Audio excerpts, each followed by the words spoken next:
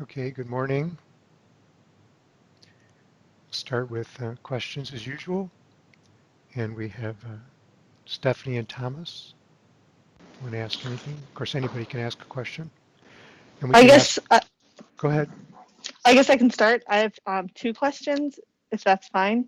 Sure, of So course. my first one has to do with how we were talking about how the bigger species tend to have longer lifespans, and I was wondering about how if people have looked at individuals. I know that like when we age, we tend to get smaller. So I was wondering if people have just looked at individuals that are taller and if they tend to have longer lifespans. Okay. Does the aging group want to answer that? Hi. Sorry, I didn't really find anything that was about that, but I don't think people have specifically looked at individuals within a species from everything that I read. It seemed like people were more studying species in general and didn't really look at the variation between them.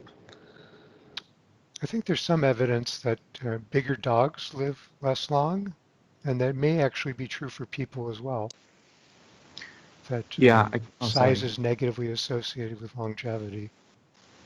I know I that's don't true know for of any dogs. specific Yeah. articles, but I know people who have hypertrophy earlier in life often die at really young age, especially people who have like endocrine disorders that cause them like excess Yeah. pituitary activity. Yeah, but that's in a pathology. But I think even in general, there's a broad correlation. Mm. Again, in dogs, I'm pretty sure that's true. And I think in humans, there's also some evidence for that. I don't know the details of the data, but yeah. Great, thank you. And then my other question is, we're hearing a lot of people saying that the first person to live 120 years has already been born. So my question is, if we start living longer, do you think it's every part of our life is extended, or just like when we're older and sad in a hospital bed, that lifespan has been elongated? Okay. Aging team. Anybody have Um, any kind? Again, from what I read, it seemed like evolution was pushing humans towards having longer reproductive lifespans. So, from what I understand of that question, it's likely that our reproductive age will increase and not necessarily just our old days. Also, in the Jones paper that I mentioned in my portion, if you looked at humans from like hunter-gatherer and then up into the 1800s, you see the starting age of fertility moving upwards in humans, starting from earlier teenage into earlier adulthood, and you also see it stays relatively the same width over the years. It just becomes slightly sharper and starts at a later age. And do you know anything about animals or experiments where they change the age of first reproduction and what the consequences of that might be? I can't recall any specific papers right now. I could try to find something, but I did see one paper that showed when they increased extrinsic mortality on guppy fish, their lifespans became shorter, which is consistent with the classical framework of the trade-offs with Hmm. uh, disposable soma and such. Yeah, in our department, Michael Rose did a lot of experiments showing that if you delay age of reproduction in Drosophila, that they live longer. So you can actually select in an experimental evolution study on longevity indirectly by changing the age of reproduction. And again, you can manipulate various life history parameters, age of reproduction, how long reproduction period lasts, and that sort of thing. And you can shift various age-related parameters of reproduction and mortality in response to selection, showing that there's a lot of genetic variation for those traits, even in a laboratory population. So it's interesting as you see, obviously, different societies as they go through different economic and industrial and other transitions, the age of reproduction tends to change significantly, both first reproduction and reproductive span. Um, Whether that's what's happening in the short run is unclear. Probably, given how rapidly human lifespan is increasing, it seems unlikely that that's a genetic response. Um, because I don't remember the exact data, but I think every 20 years over the last 50 or 100 years and projected into the future, people are expected to live an extra year or two. So, I mean, that's a huge change in a very short period of time. Also, just really quickly. There's But isn't probably, it possible that part of that change is because of good healthcare and the science that we are developing, and not just, well, I suppose some of it is based on the fact that our body doesn't give up, but the fact that we're able to cure cancer and we're able to survive in this pandemic in real time while creating ways to keep our species safe, that's got to count for at least a large portion of the reason why our lifespan is extending, right? oh, absolutely. I think the single greatest cause of increase in lifespan is dealing with infectious disease. I mean, you know, penicillin was really only available widely during World War II. That meant that, um, the age of your grandparents, I suppose, I have to figure out how old you are, but your grandparents were perhaps about the age where they were growing up during World War II, or at least around then. And during their childhood, or slightly before then, people would get something that we would just consider a wound that isn't very dangerous, and they would die from it. There was really not significant treatment for those things. I mean, you could cut someone's leg off, which was a treatment, but how rapidly things have changed, and that certainly is true. But even having said that, on top of that, one still gets a real sense that lifespan has increased significantly, both in terms of um, how long people live, and then getting back to Stephanie's original question, also how long people are active and sort of fully healthy, and not just old and in bed for 30 years, but um,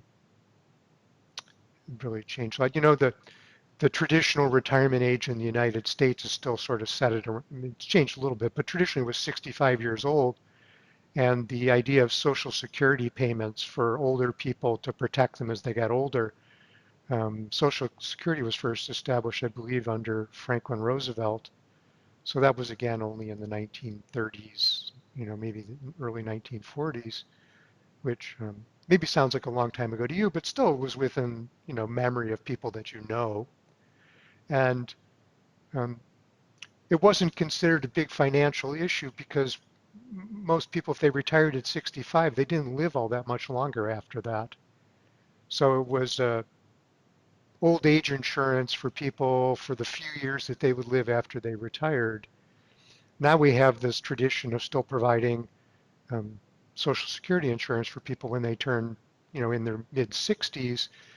But the life expectation for a healthy, well-educated, middle-class person in their mid 60s is 25 years or more.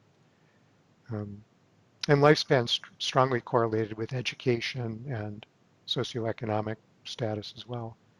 So if you get your PhD, then you're likely to live longer. So you didn't really think of that as a benefit when you went to graduate school, probably, but there you go.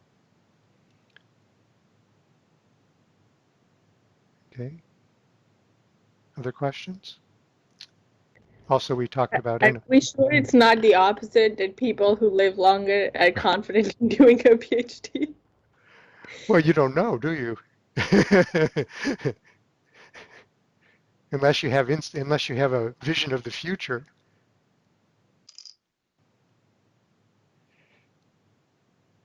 And I suppose with the classes now separated by, going back and forth, but the last topic we talked about where I was presenting was on cytoplasmic male sterility. And we can also discuss that if you have any questions, although I recognize that was a long time ago now.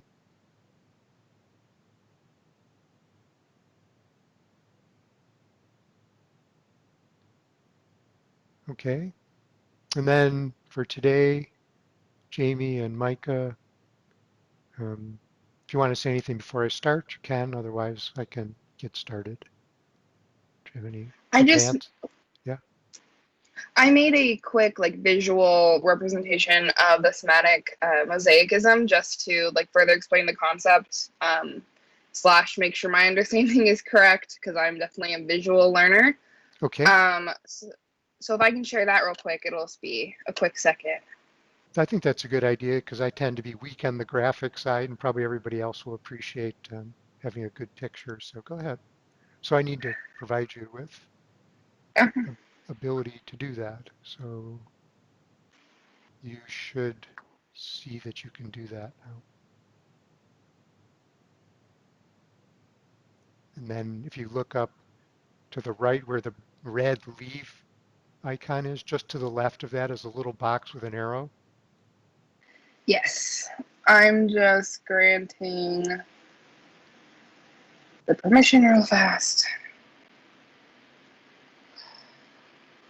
I forgot to grant it permission, so I'm going to have to exit out and I will be right back and I will go over the slide. My Okay. apologies. Okay, we'll take a break and we'll see. Maybe there's another question or two. We'll see. Go ahead.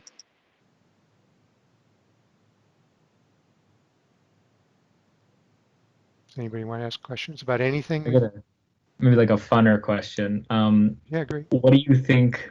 So not a serious, like, what do you think about all the experiments, if you've seen them in maybe like fruit flies, maybe in mice, where they'll give them some drug like metformin, or they'll give like knock out some gene like sulfateless, some sort of proteoglycan, whatever, and or they'll give them some sort of restricted diet, Hmm. and we're seeing that they like increase their lifespan by 50%, maybe twofold. And you can kind of see that people have taken some of the things that have been found to increase the lifespan in the Drophila, in the fruit flies, in the mice, and they Yeah. sell them actually. Like I think there's like a professor from Harvard who does this. What do you think of all of that? Well, there's a Like, lot of things there. I mean, I think that the evidence that caloric restriction extends lifespan is now pretty well established. So the idea that if you really, but it's pretty extreme. I mean, you've got to really cut your calories to the point where you're pretty skinny, and I think that what seems to be happening very broadly is if your body's under a lot of stress, then you shift allocation from a lot of things that you may normally do to really just kind of in a survival and maintenance mode. And so, it reduces reproductive capacity. It reduces lots of other attributes that are normally important. And if you protect individuals from infection, which is usually the case in the laboratory, and humans are more or less protected from infection by medical intervention, um, and you don't take into account the loss in reproduction that arises from caloric restriction, then I think it's a real phenomenon. The question is whether it's really you know, in and of itself, whether that's very beneficial. I mean, you can live a very strange life and maybe live it a little longer. But the interesting thing, and I think this was your other point, was can we identify the physiological changes that are manifest by caloric restriction and maybe isolate some of those chemical signals that happen during caloric restriction and use them as a drug treatment or some other treatment and get the same benefits without the extreme caloric restriction. And there's a family of genes that I think are pretty well identified. I don't remember exactly a lot about them. They're SIRTUIN or something like that.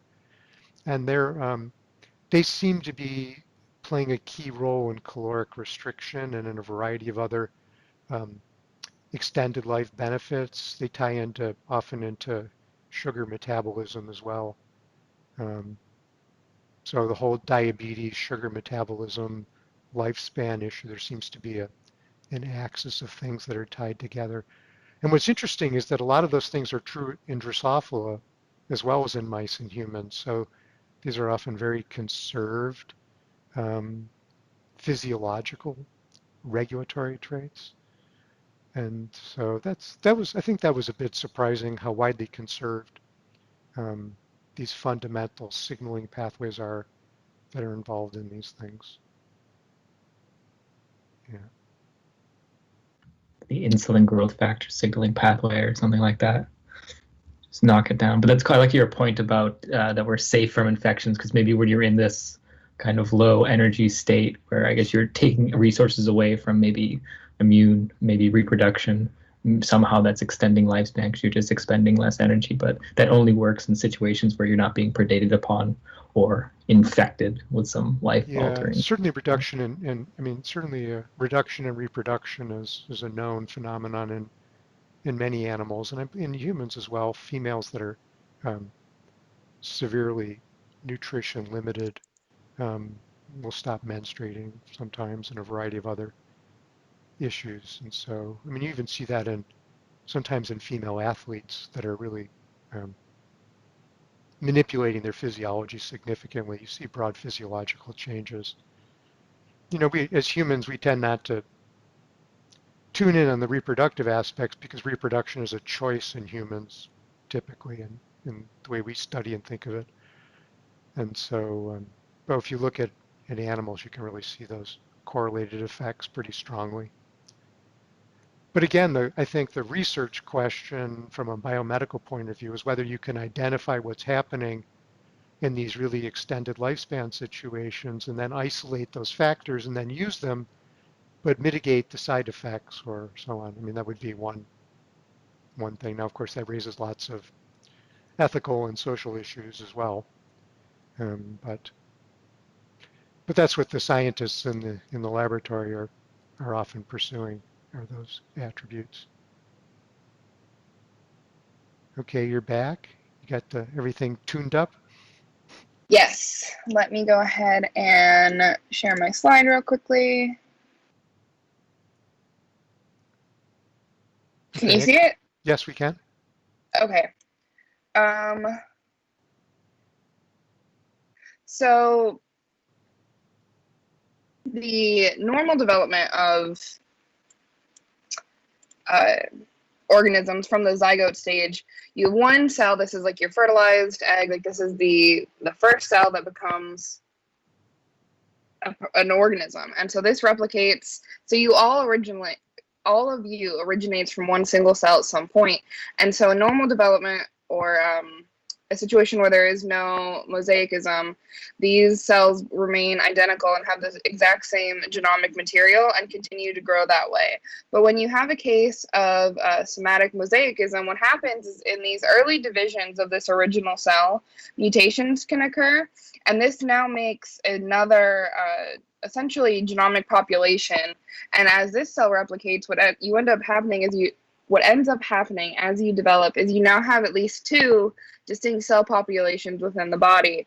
And so this can happen more than once. You can have a couple of different of these mosaicisms. So you have some greater than one number of distinct cell populations within your body. And so this can cause problems in certain disease states or in situations where, this mutation or a mutation that has occurred could predispose you to some kind of cancer, or if it's a trisomy error, you can have, I believe, mosaic trisomy 21, which ends up resulting in like a less severe case of Down syndrome and things like that. So it just helped me realize of what we were getting at is that rather than having one cell in a fully developed person that has mutated that then leads to the cancer formation, this can actually happen really early in development at a single cell level that actually ends up being a large amount of the cell population. So that is just what I wanted to share, because making this helped me understand this concept a little clearer, because at first I was getting a little confused about like I guess it took reading some of the additional materials to figure out the difference between like this happening early in development and a mutation that might happen in a single cell later in life. So the idea is that some of these mosaicisms that occur in early development might essentially make someone more likely to develop cancer later in life. Some of the papers, specifically looking at colon cancer, I believe, talked about like if we could screen people for this mosaicism to keep them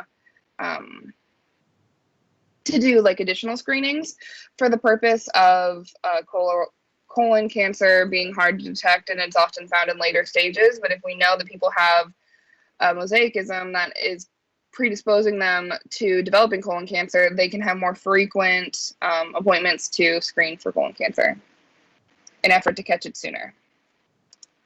Do you know if there's any examples of mosaicisms that aren't, or is mosaicism always? Can you speak up, whoever's speaking? Sorry, can you hear me or no? Yeah. A little bit, but you're a little soft. Yeah, speak up. Okay, sorry. I was just wondering, are there any examples of like a benign mosaicism where it doesn't lead to these harmful effects, or is that common, or is it rare? I mean, I'm led to believe that it's relatively common. I think it ends up being studied, obviously, in more disease states. But from what I can understand, a lot of them are benign. They're just things that happen, and like they're not particular ones that cause problems. Like in the colon cancer, for example, these were mosaicisms in a specific gene they were looking at. That led to this colon cancer. It's not just like the presence of a mosaicism. It was like a mosaicism. It was a specific one. And I didn't read enough to know what makes certain ones more or less common. But I'm under the impression that many of them are benign. It's just kind of like polymerases aren't perfect. And during times of those early cell divisions, when essentially there's such a small number of cells that become so many cells, it's really easy to have, one mutation become a large cell population in the body, or a large percentage of the cells in the body.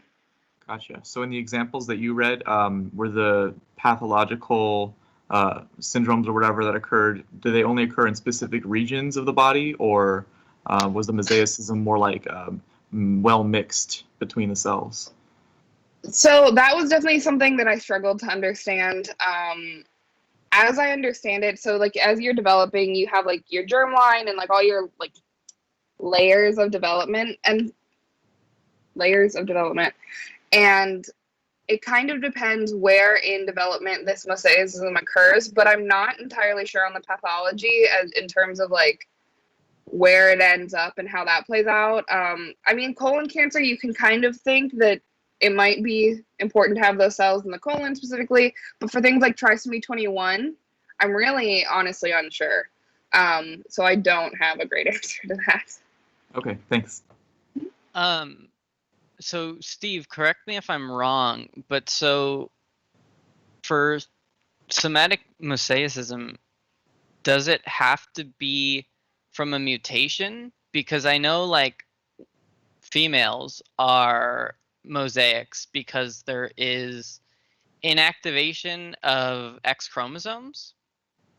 And so if you kind of looked at like a human woman, you would see like, stripes of tissue from one of their X chromosomes and then stripes of tissue from their other X chromosome. Yeah, Would that not? a calico cat is Yeah. actually differential inactivation of X chromosomes in different cell lineages. So you're right, certainly. So there are definitely, cases of mosaicism that are just, at least appear harmless. Sure. I mean, mutations can happen in genes that don't have significant effect, and or even outside of genes. So, but your point about the X chromosome inactivation is a very good one, because it is probably the simplest example of how you can be a mosaic and yet not necessarily. Well, I mean, your tissues are different, so whether that's associated with disease or not is not necessarily so, though. But that's a particularly good example. So that's good. Thank you. But it's it's not just genetic mutations, but of course you can have methylations and what are sometimes now called epigenetic changes. So the word mutation is a kind of a difficult one because sometimes people want to interpret it narrowly to mean a base pair change, and other people include rearrangements, copy number variations, changes in methylation patterns, what are called epigenetic changes. All of these things are changes in the way in which the DNA influences traits, so it can be important. But they have different consequences because methylation is reversible, whereas usually deletions are not reversible, for example.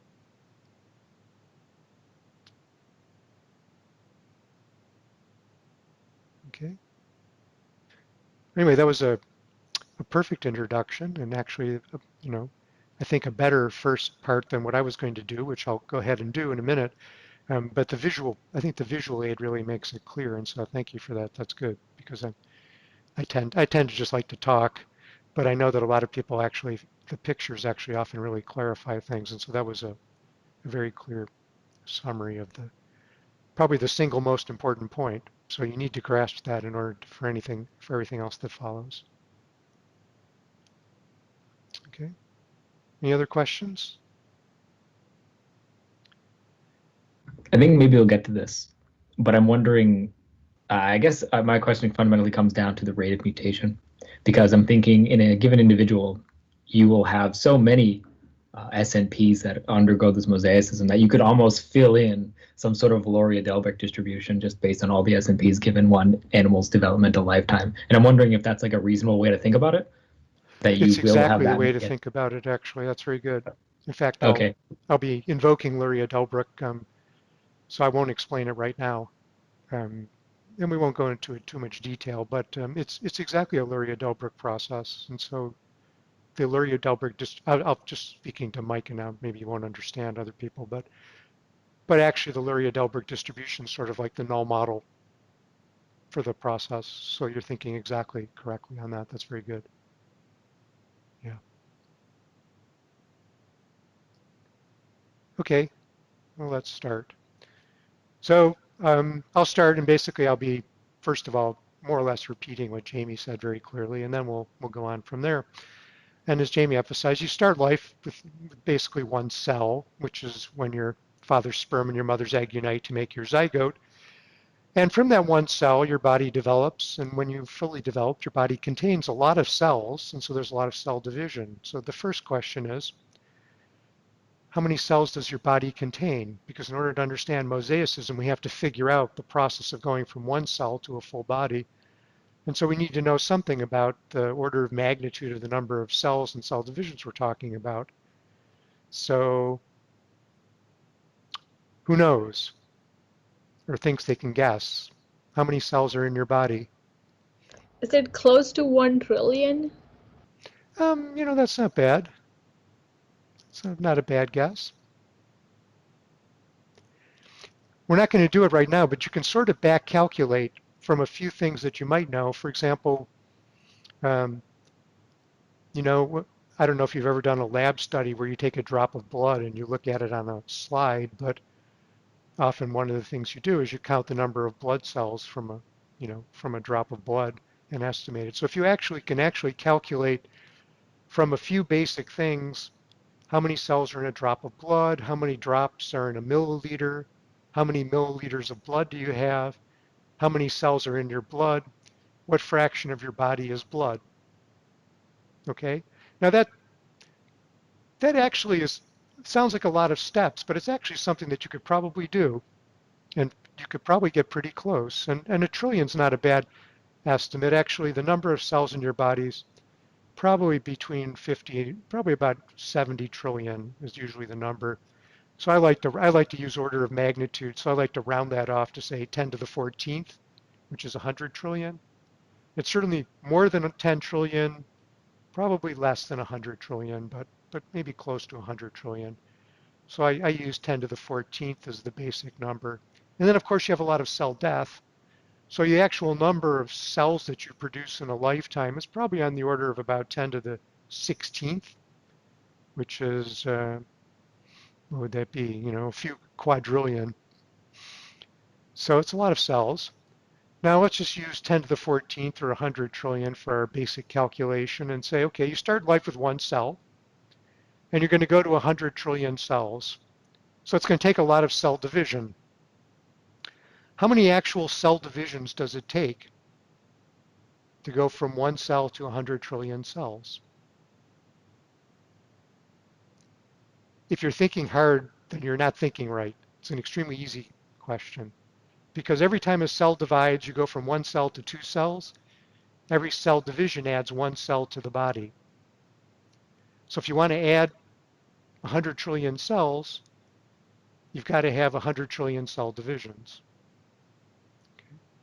So that's not the number of cellular generations. Last time we talked about the Hayflick limit and the number of rounds of cell division, but here we're just talking about the total number of cell divisions in a body, right?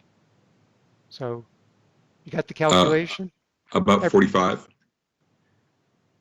Well, or yeah, if you 50, had a on the order of if you had a 50. pure binary situation, it's probably more like somewhere in the 30s. But yeah, actual cell lineages are often in in the 30s or 40s. But they vary a lot because the actual branch lengths are quite variable depending on the tissue. But the question actually right now is the total number of cell divisions. And so that answer to that's 100 trillion. Because as I said, every cell division adds one cell to the body. So to add 100 trillion cells, you have to have 100 trillion cell divisions. And mutations happen in cell divisions, typically. So the typical calculation we do is when a cell divides, every gene has a probability of mutating, and that mutation probability is on the order of about 10 to the minus 6, or 1 in a million. And that's more or less right for somatic mutations. You could say maybe it's 10 to the minus 7th, maybe it's 10 to the minus 5th. Genes vary and so on, but we can just take as an order of magnitude 10 to the minus 6th. And so here's the calculation. It's a very simple calculation.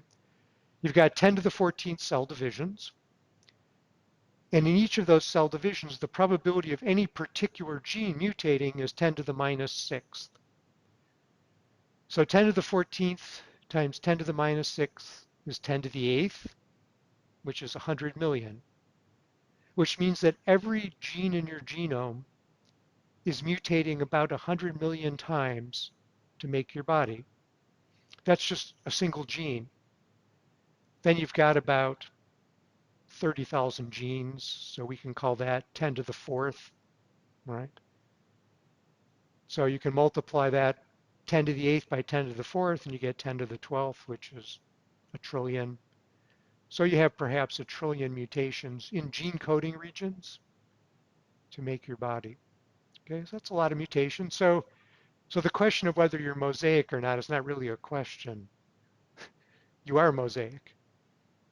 You're highly mosaic. And you're mosaic in a way that's different from how I am mosaic. And everybody's mosaic in a different way because those mutations are happening differently.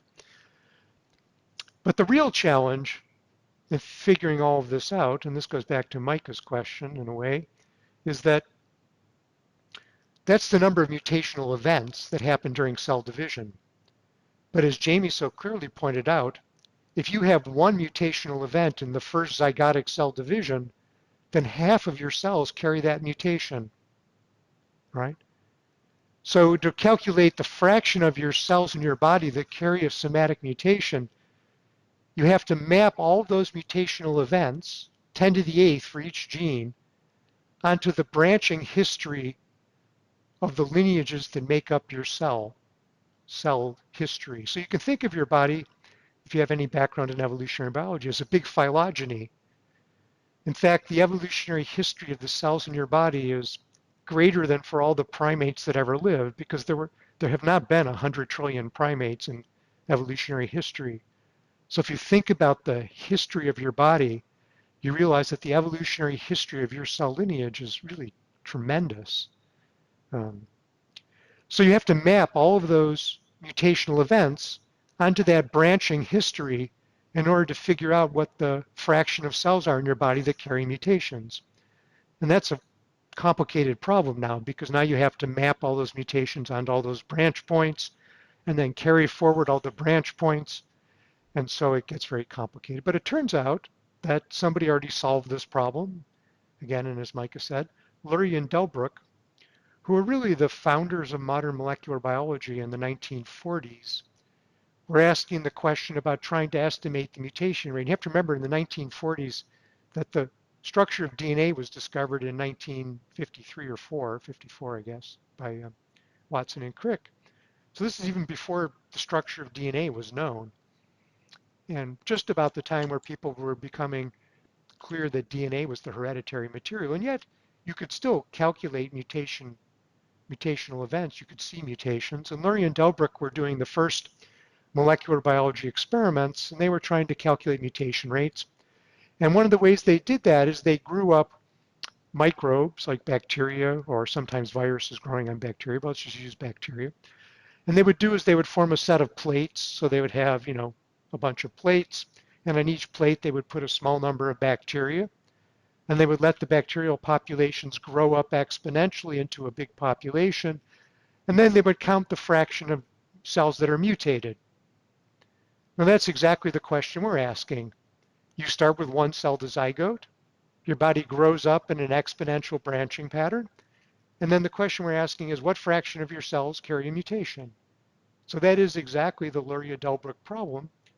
And Lurie and Delbruck actually calculated then the distribution for that probability.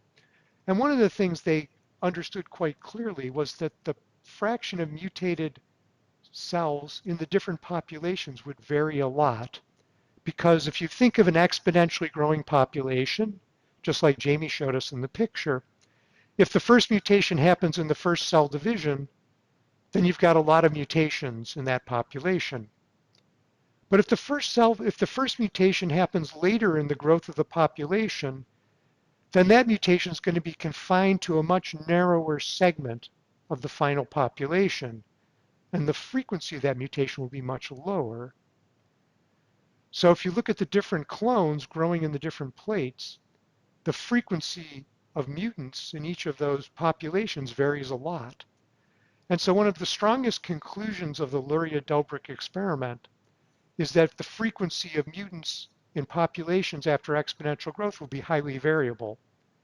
Now that means that if we just look at the people in this class and we pick a particular gene, some of us are going to have a high frequency of mutants for that gene, and most of us will have a low frequency.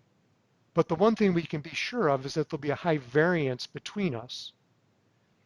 Some of you will be highly mosaic for some mutations, and others will be mosaic for different mutations.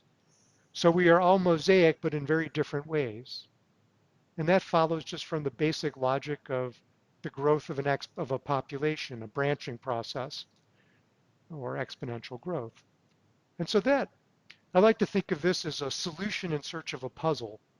We're kind of reversing things here, right? Because the logic is so clear in this case and so simple that we feel like it must be true. But then the question is, what puzzles does this understanding solve? And obviously, one problem is cancer. We talked about that. Or Down syndrome, or some other diseases we'll talk about. So in this case, we're kind of going in the reverse. We're starting with just a logical observation, which is unambiguous, and now we're going back and trying to figure out what the biological consequences are.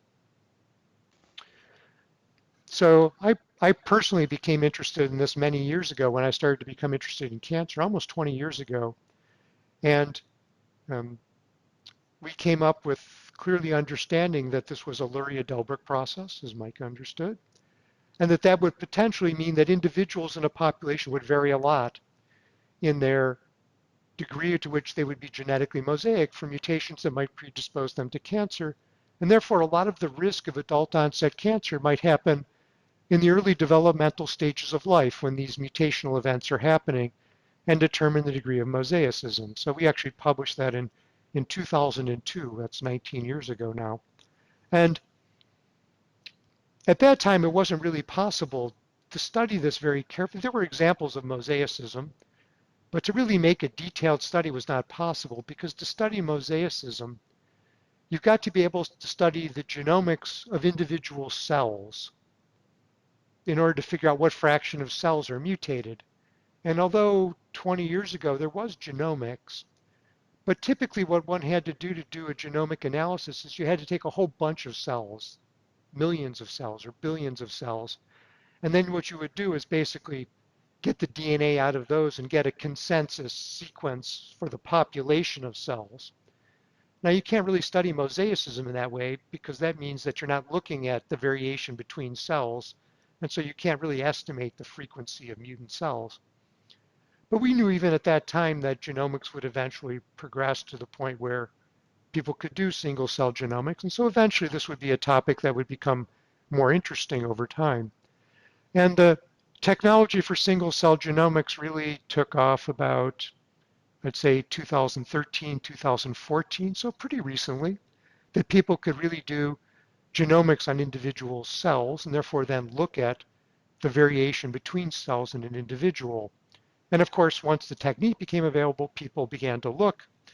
And the first thing we see is, yes, there's a lot of mosaicism. So there were a whole bunch of papers published in Science and Nature 5-6 years ago, where people started doing single cell genomics on individual bodies, and the conclusion was there's a lot of mosaicism. So that's a proof of principle, and the theory told us it had to be true. But in biology, sometimes theories say that something has to be true and you do the experiment and it turns out not to be true. So it's good to have that confirmation. But it basically confirmed the fundamental understanding that mosaicism, by the simple nature of the way our bodies develop, must be common. But the early studies weren't really precise enough to tie into diseases. And so that's something that's developed over time. And so to get a better sense of the notions of diseases, we'll take a break and I'll show you a few pictures. And then we'll come back and talk about this a little more. But I think the pictures may help you to get a sense of the process and then the connection to some potential diseases. So I'm going to share my screen. Hey Steve, do you know how accurate the sequencing is for single cell genomics? Are they able to get like high enough coverage to sort of get a good consensus, or could some of these mosaicisms be due to just like sequencing errors? Well, the answer is both. I mean, it takes pretty good technical skill to do it properly. And in the early, as anything, when you're making the first transition, the coverage wasn't very high. And who knows, the data were probably pretty good. But this was done by some really first-rate labs. So probably even the first publications were not bad. But if we have time, I'll show you a paper that was published 3 weeks ago that has very high coverage and is the first paper that I've seen that really gives great numerical estimates for the actual number of mutations that are happening per cell division. And I think this is from one of the really best labs in the world that's been working on this for about 7 or 8 years. So it's not my field, I'm not an expert, but I really believe that this is state of the art. So I think we can take this as probably the best that's being done right now. And I'll show you some of the data from that study. It's really an interesting. Do you know if it's like long read or short read sequencing? The reference is, rather than ramble on about it, sort of not getting it quite right. The reference is in the OneNote file, and that I just added. I just added it yesterday, and so you should just look at the paper and get the facts from the paper rather than me getting it wrong. Okay, so I figured if they didn't have long read sequencing, they might be missing some of these like immediate gene duplicates that are I'm pretty sure that this was a 250 coverage long read study. Okay, that's okay, cool. Yeah. I'll check it out. Thanks.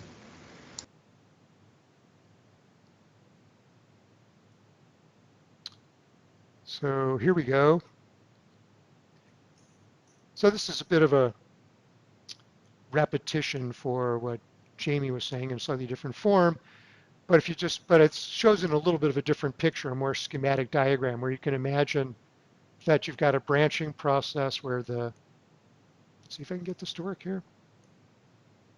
That's the zygote, and then you've got the first zygotic division, 2 cells, 4 cells, 8 cells, and you get a mutation here, and that means that, roughly speaking, 1/8 of the cells of this individual when it grows up will carry this mutation, because of course this mutation is carried forward to all descendant cells. Here the mutation happens a little earlier, and so a quarter of the cells would have the mutation.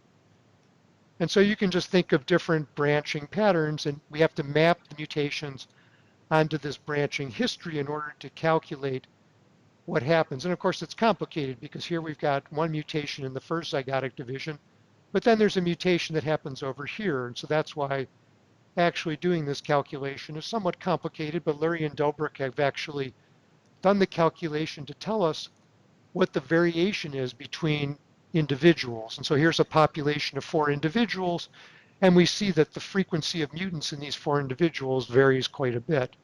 And that's the fundamental property of this branching process, this high degree of variation between individuals. And here we're imagining one gene, but of course there's a phylogeny like this for each of the genes in your genome. So you have a large number of separate gene phylogenies dealing with this.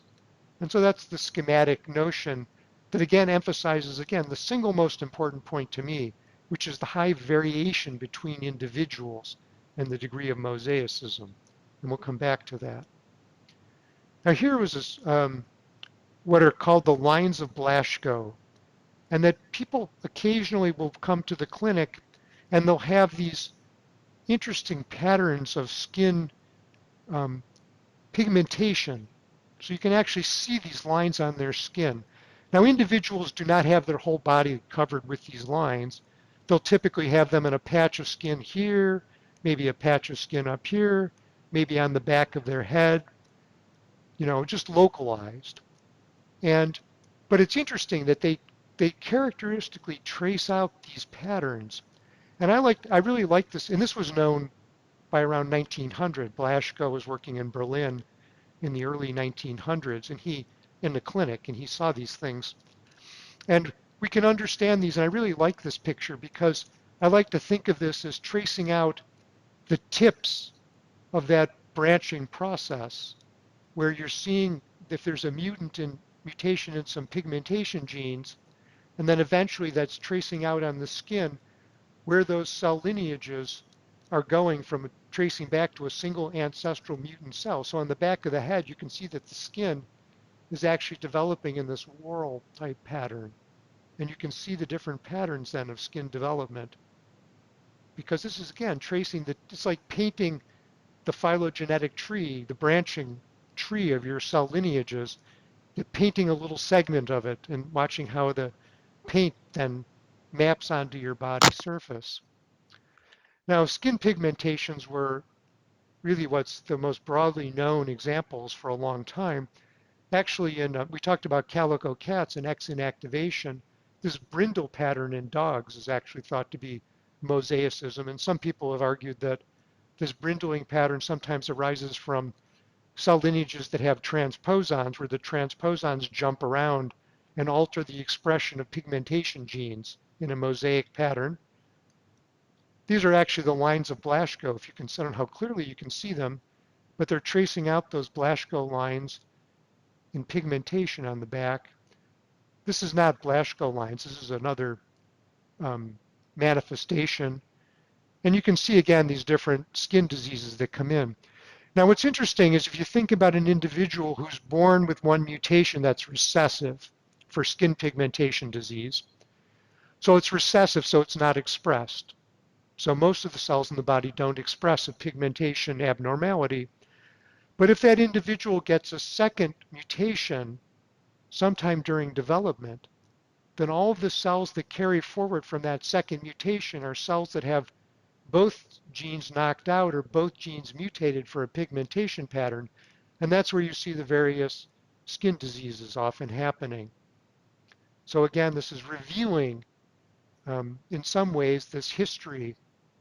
Not a very clear demonstration, but at the same time really shows that it happens. And this is something that's been known for a long time. So let's now try to relate this to some actual processes that might relate to cancer. And so I'll briefly go through this. This will only take a few minutes and then we'll take a break.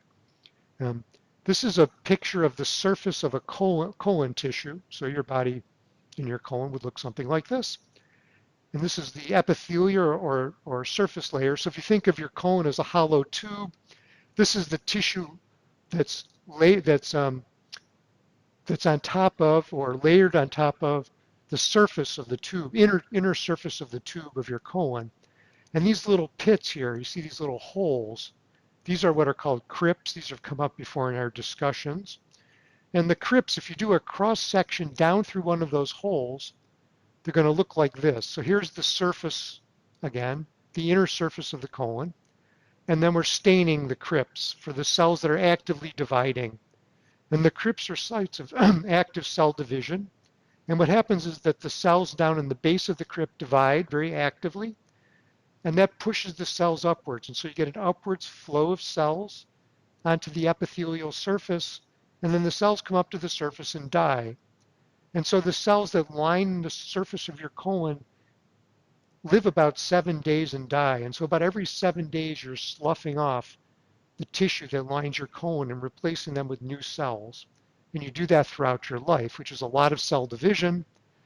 And that's partly why colon cancer is so common, because this is a tissue that's dividing a lot during your lifetime and tends to accumulate a lot of mutations. Now, the classical view of colon cancer is that, well, anyway, here's this is a schematic diagram of a crypt. So this is the surface. The stem cells are down here. They're dividing. The cells are flowing upwards to the surface. And normally then they would die at the cell surface and be sloughed off. And cancers develop when you get mutations in these cells so that they don't die normally and they begin to divide and they form an adenoma, a polyp, and eventually a tumor and can spread. Now, if you think of each of those crypts is a cell lineage that's separate from the other crypts. If you think of the stem cells, every time a stem cell divides, it gives rise to a cell that moves up. And those cells divide and they go up and they move up to the surface and then they die. So there's a continual upward flow of cells in each crypt. And each crypt is more or less independent of the other crypts. So you have all these independent cell lineages, which schematically are like little linear lineage histories. And you have about 10 million of these in your colon, these independent cell lineages. And typically the way we think of cancer developing is we think of mutations happening in these independent cell lineages. And then eventually, if you get enough mutations in one of these independent cell lineages, you get a little tumor, and eventually that spreads. But you're not born with independent crypts. You start life with a single cell, the zygote. And so you must go through a period in your life where you've got branching cell division. And during this branching cell division, eventually you'll make the individual cells that seed each of these crypts. So you have the geometry of your cell lineages varies. Early in life, it has to be branching because you start with one cell. So you must have an expanding clone early in life. But once you have enough cells, you can seed these independent crypts, and then they form these linear histories throughout life. I mean by linears, I mean a stem cell divides and then gives rise to a stem cell which stays there, and a cell that moves up. And you keep on doing that, so these cells flow up in this linear history. Now these crypts, typically we think of them early in life as being born, as occurring with no mutations. Then we think about the accumulation in these crypts over the course of a lifetime. And that's the classical view of colorectal cancer progression. But if you have a somatic mutation early in development, that mutation is going to carry forward to all descendant cells. And so by the time you're born, some of your crypts probably have mutations, and probably almost certainly some of your crypts had mutations by the time you were born. The question is how many, and that depends on where the first mutation happened in this branching process. Here the mutation happened fairly late, and so just a couple of crypts carry that mutation. Here the mutation happened early, and so a lot of crypts have that mutation. And so you're probably mosaic in your colon for these mutations, and some of these mutations may predispose to cancer. So even though very early in life, you may already have some predisposing mutations, and the fraction of those depends on this random process of accumulation of mutations during this developmental phase. And I particularly like this diagram because it really forces you to think about the geometry of your cell lineages and how that affects mutation accumulation. Because again, a mutation here affects half your body. A mutation here affects just this little tiny piece of tissue, right? And that's because of the geometry of the cell lineages that vary in the different parts of your body over the course of your life. So that's fine. Let's see.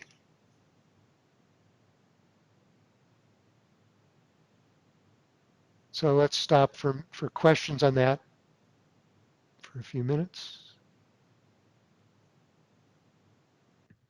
I have a quick question that maybe you already answered it, but I just didn't grab onto it at the time. So the time at which that mutation happens, you said that that's random, or could it be brought on by environmental sort of things, or do we just not know? Yeah, you're a philosopher. The word random is a horrible word. Random means for reasons that we don't know. Okay, got it, got it. Okay. Yeah, but of course, that any process which increases the mutation rate early during development is going to be have huge consequences. Processes that increase mutation later in life can have consequences, but typically then the mutations are going to be confined to a small piece of tissue if it's just a localized, a localized perturbation during development is severe. A localized perturbation later in life, we all have localized perturbations. Just look at your skin and you'll see them. And in fact, for sure, in your skin, even at your age, you already have some little clones that are carrying mutations that are precancerous, but they're early stage. I probably have a lot more than you do. But these things inevitably happen because your skin also turns over very rapidly throughout your lifetime. And you're sloughing that off continuously. A lot of the dust in your house is actually the skin of you and your pets and your friends that you're sloughing off. So you're really turning over your tissues very rapidly. So, just a quick follow-up then. When people get like genetic tests that are supposed to help determine like their disposition or whatever to get certain cancers, is this the sort of thing that they're looking for? Mutations? Or does it depend on the cancer? That's a great question, and the answer is that they don't. They tend to look for only for inherited mutations. Inherited mutations are in every cell of your body. So the traditional thing is to take a blood sample and then do the genomics on a blood cell. And then whatever that blood cell shows is declared your genotype. And the assumption is that all of your cells have that genotype, except for a few mutated cells that might be diseased. Now, what I just told you today is that cannot be true. And we'll see some, there are good examples of people who are widely mosaic and show the diseases as if they had an inherited, that clinically they look like they have an inherited disease. But when they do the genomics on their blood cells, they don't see the mutation. And so they think of this as, well, something's, we were wrong, it's not inherited. Well, it's true, it wasn't inherited, but maybe most of the cells in the body actually have it, but the blood cells don't. So one of the challenges for clinical genetics is to deal with mosaicism, and this hasn't been faced yet. So a certain fraction of clinical genetics is incorrect. Whether that's a small fraction or a large fraction is an interesting question. Do you understand what I'm saying there? Yeah. I think so, yeah. That's Yeah. at least part. It takes a while to kind of reorganize your brain to think about bodies as mosaics. And then what does that mean? A really interesting, this is the last thing, and then I'll let you go. A really interesting case came up where a person had the characteristics of an inherited disease. And you have a characteristic of an inherited disease. If all of your cells have a mutation, you tend to have the disease earlier in life, and you often will have multiple pieces of your tissue will show the disease, and you have a more extreme disease than if you just have what's called sporadic example of a disease. This was a disease that's a neurodegenerative disease called ALS, where you lose your basically become paralyzed slowly but steadily and then die from that paralysis. And a woman had fairly early onset ALS at age 44, and she seemed to have some of the characteristics that are more typically associated with an inherited disease. But they looked at her blood cells and they didn't see the mutations that are typically associated with it. But then she had a son who got the disease at age 11, which is only really happens with inherited cases. And he showed the inherited disease. And it turned out she was mosaic, so that her neurons had the mutation and her germ cells, her eggs had the mutation, but her blood cells did not have the mutation.